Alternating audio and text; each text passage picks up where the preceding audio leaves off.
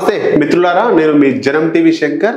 రాబోయే ఎన్నికల్లో కారు కమలం రెండు పార్టీలు కలవబోతున్నాయా అంటే కలవబోతున్నాయనేటువంటి విషయాన్ని మీ ముందుకు తీసుకురాబోతున్నా. ఈ వీడియో మీకు నచ్చినట్లయితే దీన్ని కామెంట్ రూపంలో తెలియజేయండి, మీ అభిప్రాయాన్ని తెలియజేయండి, లైక్ మరియు షేర్ ఇవ్వండి. దోస్తీకి సిద్ధమవుతున్న బీజేపీ బీఆర్ఎస్. మరి బీజేపీ బీఆర్ఎస్ దోస్తులు ఎందుకు కావాలి అంటే ఇక్కడ బీజేపీ బలహీనంగా ఉంది, అట్లాగే బీఆర్ఎస్ రోజు రోజుకు బలహీనంగా పడుతుంది. అయితే మొన్న జరిగినటువంటి ఎన్నికల్లో బీఆర్ఎస్ పార్టీ ఓటమి పాలై అధికారం కోల్పోయి కాంగ్రెస్ పార్టీ అధికారంలోకి వచ్చింది. కాంగ్రెస్ జోష్ మీద ఉంది. కాబట్టి కాంగ్రెస్ జోష్ను అడ్డుకోవాలంటే రాబోయే ఎన్నికల్లో బీజేపీ బీఆర్ఎస్ ఒకటి కావాల్సిందే అనే నిర్ణయానికి వాళ్ళు వచ్చినట్టు మనకు తెలుస్తూ ఉంది. అయితే లాంఛనంగానే అలయన్స్ ఈ పొత్తు పెట్టుకునే ఆలోచన కనిపిస్తూ ఉంది. అయితే ఈ పొత్తు అనేటువంటిది లోక్సభ ఎన్నికలకు ముందా లోక్సభ ఎన్నికలకు తరువాతనా అనే అంశం మీద కేసీఆర్ బాగా ఆలోచిస్తున్నట. అయితే ఇప్పటికే బీఆర్ఎస్ బీజేపీ రెండు అనేటువంటి ముద్ర ఒకటే అనేటువంటి ముద్ర ప్రజలలో ఉన్నది. కాబట్టి ఇక్కడ ఈ అంశంపై బీఆర్ఎస్లో చర్చలు నడుస్తూ ఉన్నాయి. ఇప్పుడు బీజేపీతో పోతే లాభమా నష్టమా? మరి లాభం అయితే ఓకే, నష్టమైతే ఇంకా బీఆర్ఎస్ పార్టీ బలహీనపడే అవకాశం ఉంటుంది. కాబట్టి చర్చలు నడుస్తూ ఉన్నాయి. అయితే ఎన్డీఏలో చేరితే కేసీఆర్ కావచ్చు లేదా కేటీఆర్ కావచ్చు, అంటే కేటీఆర్కు ఇక్కడ తెలంగాణ రాష్ట్ర పగ్గాలు ఇచ్చిండు, తెలంగాణ రాష్ట్రంలోనే ఉంచి కేసీఆర్ ఈ రేవంత్ రెడ్డి కింద పనిచేయలేక రేవంత్ రెడ్డి తోటి కొట్లాడలేక అనే ఒకవేళ ఎన్డీఏలో చేరితే కేంద్ర మంత్రి అవుతే కొంత ఉపయోగం ఉంటుంది. ఎందుకోసం మరొక ప్రతిపక్ష నేతగా బీఆర్ఎస్ పార్టీకి సంబంధించి అసెంబ్లీలో కేసీఆర్ కూర్చోవడానికి ఆయన సుముఖత లేడు. అంటే ఒక ముఖ్యమంత్రి స్థాయిలో చేసిన మళ్ళీ పోయి ఒక మామూలు ఎమ్మెల్యేగా అక్కడ కూర్చోవన్నా అనే ఆలోచనలో కేసీఆర్ ఉంది. కాబట్టి ఇక్కడ కేసీఆర్ ఆలోచిస్తున్నది ఏంటంటే రేవంత్ రెడ్డి కంటే పెద్ద పదవి ఉండాలి, అంటే ఒక కేంద్ర మంత్రి ఉంటే బాగుంటుంది అనే ఉద్దేశంతో అనే ఎన్డీఏలో చేరాలనే ఆలోచనలో ఉంది. అంటే ఇక్కడ రేవంత్ రెడ్డి ఆగడాలను తట్టుకోవాలంటే బీజేపీ సపోర్ట్ ఖచ్చితంగా ఉండాలి అనే ఆలోచనలో కేసీఆర్ ఉన్నాడు. మరి ఇదంతా కూడా దూరదృష్టితోటి కేసీఆర్ ప్లాన్ చేస్తున్నాడు, ఏది మంచి ఏది చెడని.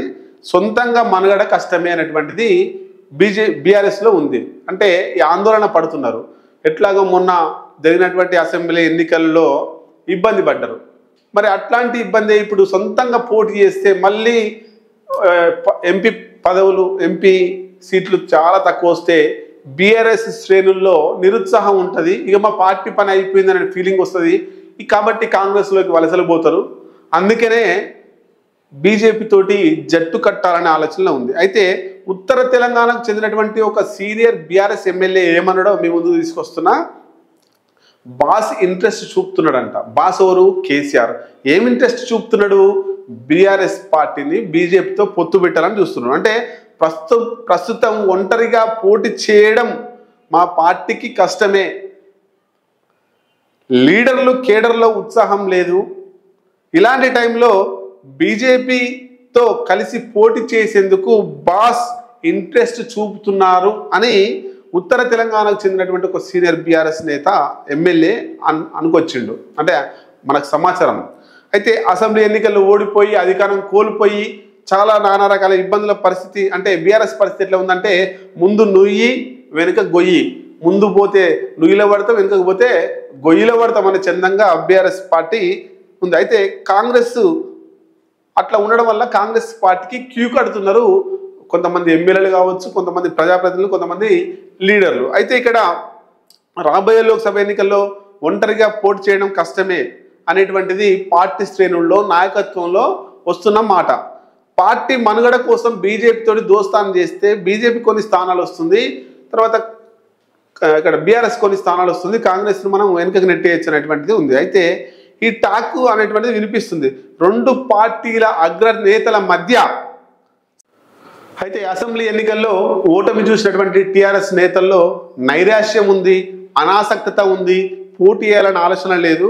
కాబట్టి వాళ్ళకి కొంత జోష్ రావాలంటే బీజేపీతో కలవాలి, ఇద్దరు కలిసి పనిచేస్తే కొంత జోష్ వస్తుంది, కాంగ్రెస్ మీద వ్యతిరేకత తీసుకురావచ్చు అనేటువంటి చూస్తారు. అయితే ఇక్కడ ఈ మధ్య కొంతమంది ఎమ్మెల్యేలు సీఎం రేవంత్ రెడ్డిని కూడా కలిసిర్రు.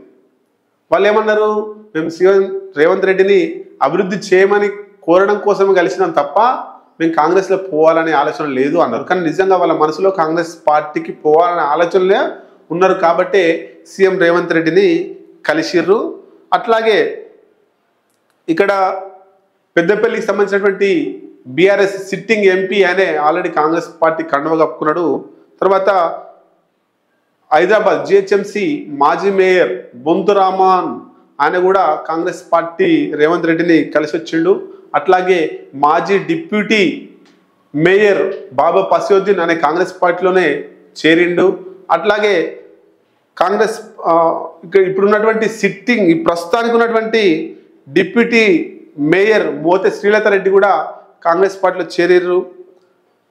త్వరలో కొంతమంది కౌన్సిలర్లు కావచ్చు, మున్సిపల్ చైర్మన్లు కావచ్చు, ఎమ్మెల్యేలు, తర్వాత ఎంపీలు, అట్లాగే హైదరాబాద్ జిహెచ్ఎంసీ కార్పొరేటర్లు అంతా కూడా కాంగ్రెస్ పార్టీలో చేరడానికి చాలా ప్రయత్నాలు చేస్తూ ఉన్నారు. అయితే ఈ వలసల్ని ఆపడం కోసం గులాబీ బాస్ బీజేపీతో కలవాలనే ఆలోచనలో ఉన్నాడు. అయితే అటు ఎన్డీఏ కూటమిలో చేరితే లీడర్లు కేడర్లో ఉత్సాహం వస్తుంది, జోష్ వస్తుంది కాబట్టి ఎన్డీఏలో చేరేందుకు ఆయన మొగ్గు చూపుతున్నట్టు తెలుస్తూ ఉంది. అట్లాగే రేవంత్ రెడ్డి తట్టుకోవాలంటే కేంద్ర మంత్రి పదవి ఖచ్చితంగా ఉండాలి అనేటువంటిది చూస్తున్నారు. అంటే రాష్ట్రంలో ప్రతిపక్ష నేతగా ఉండడం కంటే కేంద్ర మంత్రి పదవిగా కొంత ప్రోటోకాల్ ఉంటుంది కాబట్టి బీఆర్ఎస్ శ్రేణుల్లో కొంత ఉత్సాహం కల్పించేందుకు ఆయనే అలా చేరాలన్న ఆలోచనలో మనకు కనిపిస్తూ ఉన్నాడు. అయితే ముందే చేరితే లాభమా నష్టమా అనే దాని మీదనే బాగా ఆలోచిస్తున్నాడు. ఇక్కడ బీఆర్ఎస్ బీజేపీ మధ్య స్నేహం ఉందని చెప్పేసి కాంగ్రెస్ చాలా కాలం నుంచి ఆరోపిస్తున్నది. ఇప్పుడు ఎలక్షన్ల ముందే ఒకటి అయితే వాళ్ళు చెప్పింది నిజమవుతుంది కాబట్టి కాంగ్రెస్కి మళ్ళీ బలం వస్తుందన్న ఆలోచనలో ఆలోచిస్తున్నాడు. ఈ మధ్య మేడిగడ్డ బ్యారేజ్కి కాంగ్రెస్ ప్రభుత్వం ఎమ్మెల్యేలను ఎమ్మెల్సీలను తీసుకొని సందర్శనకు పోయింది అఖిలపక్ష నేతల్ని.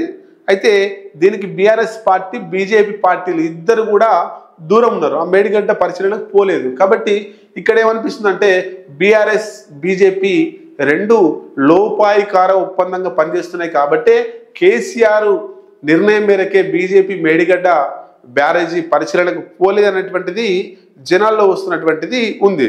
అయితే ఎన్డీఏలో చేరకుండా విడిగా పోటీ చేస్తే త్రిముఖ పోటీ ఉంటుంది. అంటే ఏ కాన్స్టిట్యున్సీలోనైనా కాంగ్రెస్ పోటీ చేస్తుంది, బీఆర్ఎస్ పోటీ చేస్తుంది, బీజేపీ పోటీ చేస్తుంది.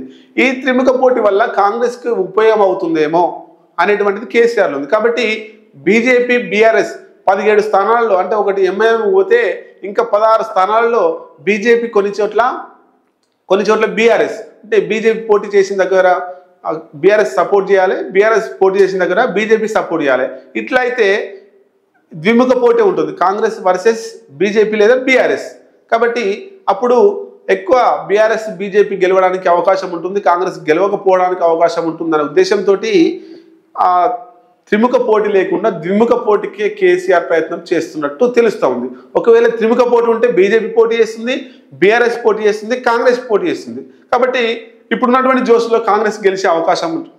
కాబట్టి త్రిముఖ పోటీకి దూరంగా ద్విముఖ పోటీతోటే ఎంపీ ఎలక్షన్లు మన తెలంగాణ రాష్ట్రంలో జరిగే అవకాశాలు మనకు కనబడతా ఉన్నాయి.